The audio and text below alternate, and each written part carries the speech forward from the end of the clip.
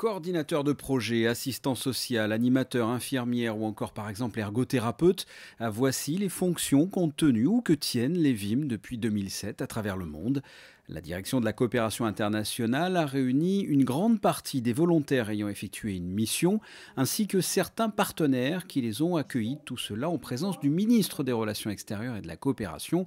L'objectif étant entre autres de dresser un bilan de ces 10 années. Il faut rappeler quand même que c'est le prince souverain qui, lors de son intronisation, avait demandé aux jeunes d'aller à l'étranger pour se former et pour vivre des expériences avant de revenir à Monaco.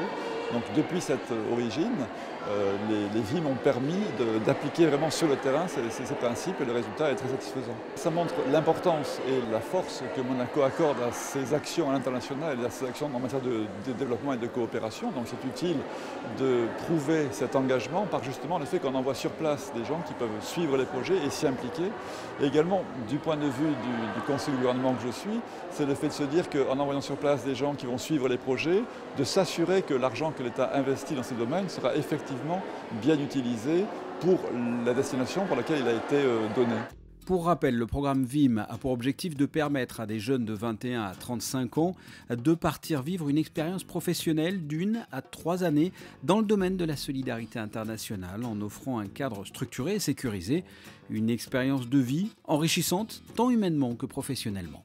Ce qu'on a pu constater aujourd'hui dans les débats de ce matin, c'est à la fois plus de 85% de taux de satisfaction des jeunes pour le programme, dans ces conditions, enfin sur le fond et la forme, j'allais dire, un bon encadrement et de bonnes conditions pour la sécurité, ce qui est très important, et puis une vraie relation triangulaire entre la coopération monégasque, le partenaire d'accueil et le jeune volontaire envoyé, qui, et c'est très important de le dire, n'est pas un bénévole amateur avec de la bonne volonté, mais qui est quelqu'un qui a surtout des compétences et une expertise très précise à apporter. Donc c'est pour nous un gage d'expertise dans les projets.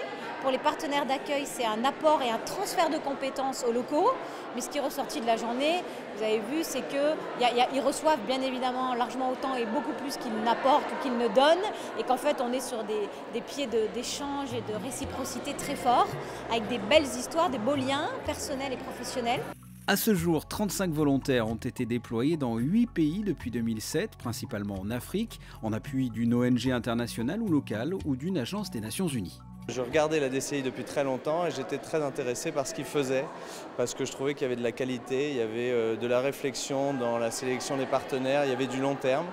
Et donc vraiment j'ai mis ça à plat avec des offres d'emploi que j'avais. J'ai choisi le volontariat parce que simplement le projet était meilleur, c'était plus intéressant, je trouvais qu'il y avait plus de choses à faire. Il y a une notion d'altruisme qui justement enrobe ça de manière vraiment positive. On ne fait pas ça pour soi, on ne fait pas ça pour le côté pécunier, on fait ça vraiment pour les partenaires et surtout pour les bénéficiaires. Et je pense que ça montre à quel point tous les volontaires qu'on voit sont très investis parce que c'est une décision personnelle. On ne prend pas un volontariat comme on prend un job parce qu'on se dit quand on est volontaire, on le fait vraiment pour une cause, pour quelque chose et définitivement pas pour soi. Témoignages, tables rondes et ateliers se sont succédés au cours de cette journée à l'Hôtel Méridien. Un grand nombre de volontaires internationaux de Monaco se sont donc retrouvés ensemble le temps d'une journée pour partager leurs expériences respectives.